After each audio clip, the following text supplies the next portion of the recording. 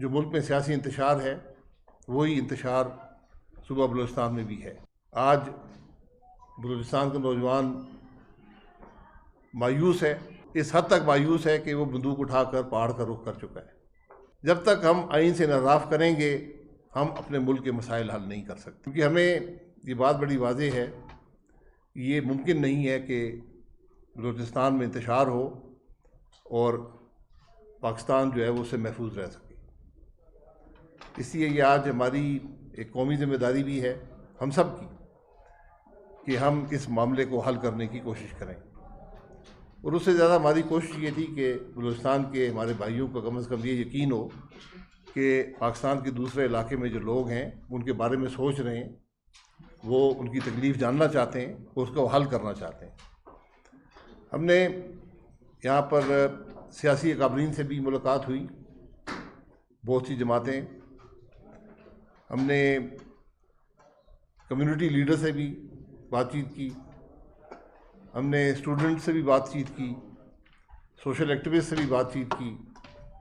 تو پورے 2 دن ہم نے یہاں پر ہر سوچ، ہر فکر، ہر طبقے کے لوگوں سے بات کی کہ یہ پتہ کر سکیں کہ آج یہ حالات کیوں ہیں اور ان کے حل کیا ہیں۔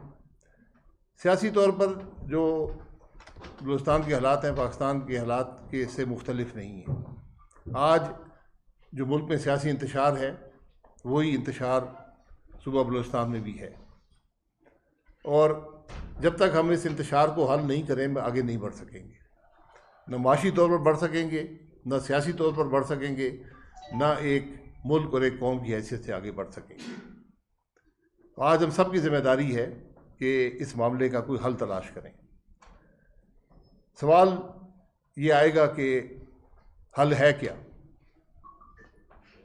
آج بلوچستان کا نوجوان مایوس ہے، اس حد تک مایوس ہے کہ وہ بندوق اٹھا کر پہاڑ کا رخ کر چکا ہے۔ ہمیں اس کے دکھ درد کو سننا ہے، اس کو حل کرنے کی کوشش کرنی ہے۔ کوئی پاکستانی بھی نہ کسی دہشت گردی کو برداشت کر سکتا ہے نہ اس کو سپورٹ کر سکتا ہے، لیکن جتنا ضروری اس دہشت گردی کا مقابلہ کرنا ہے اتنا ہی ضروری جو ایک اس کی وجوہات ہیں، جو نوجوان کی مایوسی ہے، اس کا حل تلاش کرنا اتنا ہی ضروری ہے۔ اس کی جڑ تک پہنچنا ہے، اس کا حل تلاش کرنا ہے۔ جو نچوڑ اس سارے معاملے کا یہ ہے، اور اس کا حل وہی ہے جو پاکستان کے سیاسی مسائل کا حل ہے، اور وہ آئین سے انحراف ہے۔ جب تک ہم آئین سے انحراف کریں گے ہم اپنے ملک کے مسائل حل نہیں کر سکتے۔ آج آپ بلوچستان میں جو لوگوں نے ہم سے بات کی ہے اس کا سارا حل ہمارے آئین کے چیپٹر 1 میں ہے، جو آرٹیکل 8 سے 28 تک، یہ 21 آرٹیکل ہیں جو فنڈامنٹل رائٹس ہیں۔ اگر ریاست اپنے شہری کو فنڈامنٹل رائٹس نہیں دے گی، جو اس نے وعدہ اپنے شہری سے کیا ہے اس کو توڑے گی، ریاست خود قانون توڑے گی، خود اگر آئین کی خلاف ورزی کرے گی، تو پھر وہی انتشار ہوگا جو آج ملک کے اندر ہے۔ پھر آپ کو نوجوان مایوس ہو کر رخ کرے گا پہاڑوں کا۔ ہمیں یہ بات سمجھنی پڑے گی۔ ہم بہت سی باتیں کرتے ہیں، ملک کے مسائل، ہر شخص، آج آپ پاکستان میں کسی جگہ جائیں، شہر میں جائیں، گاؤں میں جائیں، پنجاب میں جائیں، سندھ میں جائیں، خیبر پختونخوا میں جائیں، بلوچستان میں جائیں، گلگت بلتستان میں جائیں، آزاد کشمیر میں جائیں، لوگ یہی سوال کرتے ہیں، یہی انتشار وہاں پر ہے۔ لوگ یہی سوال کرتے ہیں کہ حل کیا ہے؟ حل سب کا ایک ہے، جب تک ملک میں قانون کی حکمرانی نہیں ہوگی ملک ترقی نہیں کر سکے گا۔ ہمیں بہت خام خیالی ہے۔ آج میں وزیر اعظم صاحب کو دستبستہ گزارش کروں گا، آپ اس عہدے پر ہیں، آج آپ کی ذمہ داری ہے کہ جو سوشل کانٹریکٹ اس ملک کے شہریوں سے جس کا تحفظ کرنا آپ کے حلف میں شامل ہے۔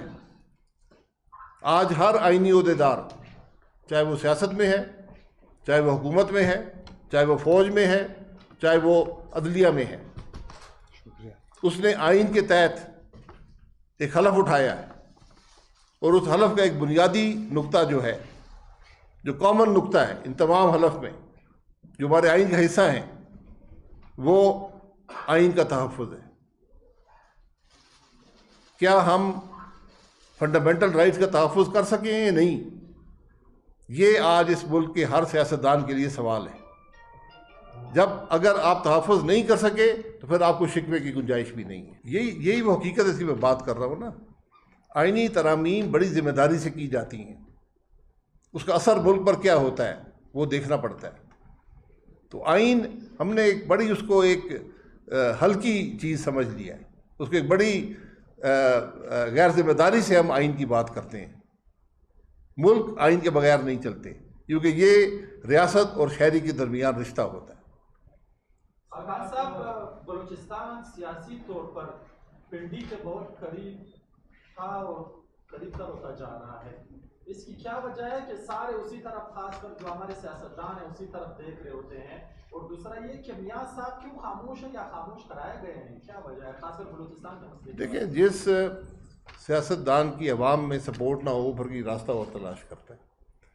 میاں صاحب کی جماعت آج اقتدار میں ہے، وفاق میں بھی، صوبہ پنجاب میں بھی، اور بلوچستان میں بھی ان کا حصہ ہے۔ تو جو کچھ وہ یہ ہو رہا ہے اس کی ذمہ داری براہ راست ان پہ ہی جائے گی۔ سر، آپ آئین کی بحالی کی بات کر رہے ہیں، تو اس آئین کی بحالی کی دیگر سیاسی جماعتیں بھی جو جدوجہد کر رہے ہیں، ایک تحریک بھی شروع کی گئی ہے جس میں پشتونخوا تحریک انصاف اور دیگر جماعتیں بھی ہیں، ان سے اختلاف کے ساتھ کیا ایسا کچھ ہے کہ آپ جو آئین کی بحالی میں کامیاب ہو جائیں گے؟ جدوجہد کا راستہ آپ کا کیا ہوگا؟ اگر ہم کوشش نہیں کریں گے، بات نہیں کریں گے تو کبھی کامیاب نہیں ہوں گے۔ یہ ایک سفر ہے، ایک خرابی نظر آ رہی ہے، ہم نے اس کی بات کر دی۔ یہی راستہ ہے، اگر کسی اور کے پاس کوئی بہتر راستہ ہے، اگر آئین توڑنے میں کوئی حل موجود ہے تو ہمیں بتا دیں، ہم اس کے ساتھ چل پڑیں گے۔ ہمیں تو حل کوئی نظر نہیں آتا۔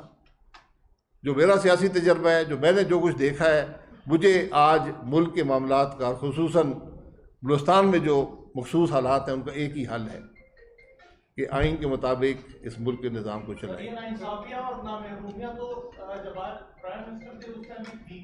اب آپ 2 دن سے ہم آپ کو دیکھ رہے تھے، آپ آئین کی بالادستی اور آئین پر عمل درآمد کرتے ہیں۔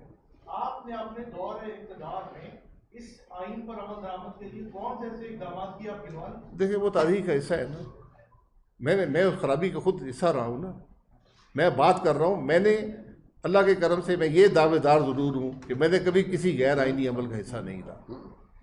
باقی پاکستان کے جو حالات ہیں یہ وقت کے ساتھ خراب ہوتے گئے ہیں۔ 18 کے بعد اس خرابی میں بے پناہ اضافہ ہو گیا ہے، اور ہم آج اس نہج پہ کھڑے ہیں کہ آپ کا نوجوان جو ہے وہ اس نے پہاڑوں کا رخ کیا ہے۔ میں یہاں اپنی صفائی دینے نہیں آیا، نہ میرے پاس کوئی صفائی ہے۔ اس ملک کے کسی سیاستدان کے پاس، کسی جوڈیشری جج کے پاس، کسی جرنیل کے پاس کوئی صفائی نہیں ہے۔ ملک کے حالات بتاتے ہیں کہ ہم سب ناکام رہے ہیں۔ آج بھی سبق حاصل کر لیں۔ شاہ صاحب، اس سے پہلے آپ سے غازی صدر رہے، انہوں نے بلوچستان کے عوام کے زخموں میں مرہم بھرنے کی بات، اس کے بعد 2 جمہوری حکومتیں ہو رہا ہے، ہمارے زخم بھرتے گئے تو مرہم کا بھی کام نہیں آیا۔ اور دوسرا جو آپ نے کہا کہ لاپتہ افراد یہاں پر ہو جاتے ہیں، نوجوان یہاں تک کہ خودکش بمبار بن گئے بلوچستان کے، تو اس کے حل کے لیے آپ کیا سمجھتے ہیں کہ کس کو آگے آنا چاہیے، اور جو پہاڑوں پہ چڑھے ان کے ساتھ مذاکرات کون کرے گا؟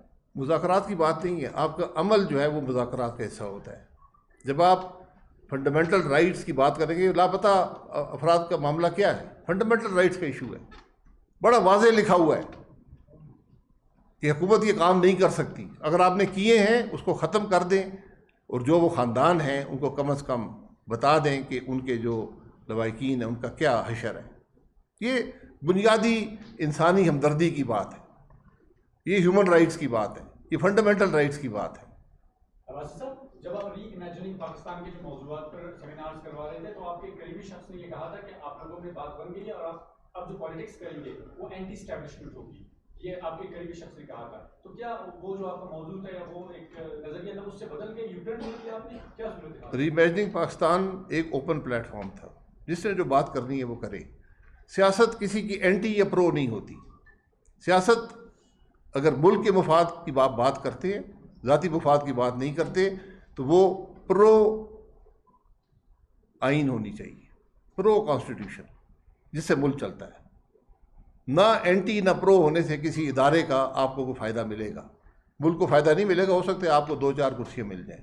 اور سر صورتحال یہ رہی ہے کہ جن جماعتوں سے آپ لوگ آئے یا دیگر جماعت کے لوگ آگے پشتان کا دکھ بیان کرتے ہیں، آپ سب اس صوبے کے تمام معاملات کے ذمہ دار ہیں. کس حد تک آپ نے اسے کم آؤٹ کیا، اپنی غلطی کو تسلیم کیا خود تک، اور وے فارورڈ میں تو اب بھی ماحول وہی ہے، اس میں وے فارورڈ کیا ہوگا؟ دیکھیں، ہم نے وہ راستہ چھوڑ دیا نا. ہم نے غلطی کو تسلیم کر لیا. ہم اس خرابی کا مزید حصہ بننے کو تیار نہیں ہیں. آج آپ کے سامنے بیٹھے ہیں. یہ باقی احتساب، ہم سب کو احتساب کا بڑا شوق ہے. اس ملک میں احتساب کا بڑا شوق ہے. آج تک ہم نے کسی کو پکڑا نہیں ہے. اس کا مطلب یہ ہے کہ اس ملک کے ایک ادارہ بنا نیب کہ یہ ملک کے سیاستدانوں کا احتساب کرے گا. 26 سال ہو گئے. میں نے 38 انویسٹیگیشن نیب کی بھگتی ہیں، 17 سال عدالتوں میں گزارے ہیں. نیب نے آج تک اس ملک کے کسی سیاستدان کو کنوکٹ نہیں کر سکا. اس کا مطلب یہ ہے کہ اس ملک کا ہر سیاستدان نیک، پارسا اور ایماندار آدمی ہے. یہ نیب نے ثابت کیا ہے. احتساب کو چھوڑیں، حل تلاش کریں، اس کو امپلیمنٹ کریں. احتساب ہم سے نہیں ہوتا. یہ وقت نے ثابت کر دیا ہے. ہم نہیں احتساب کر سکتے. جو احتساب کرنے والا تھا وہ وہی آدمی مسنگ پرسن کمیشن کا سربراہ تھا. پتہ نہیں 15 سال رہا ہے. اس لیے آج حل تلاش کریں ملک کے معاملات کا. احتساب وقت کے ساتھ بے شک کریں. احتساب سیاستدانوں کے احتساب کا ایک طریقہ ہے، وہ انکم ٹیکس کے قانون میں ہے. سوال یہ پوچھیں، ایک سوال پوچھیں سیاستدانوں سے، آپ کے خراجات ہیں، آمدن کہاں پر ہے؟ اگر آمدن ہے تو اس میں حصے دار حکومت پاکستان ہے. حصہ ادا کرتے ہیں یا نہیں کرتے؟ جو آدمی دوسروں پر ٹیکس لگاتے ہیں، اگر وہ خود ٹیکس نہیں دے رہے، ان کو کوئی حق نہیں ہے ٹیکس لگانے کا.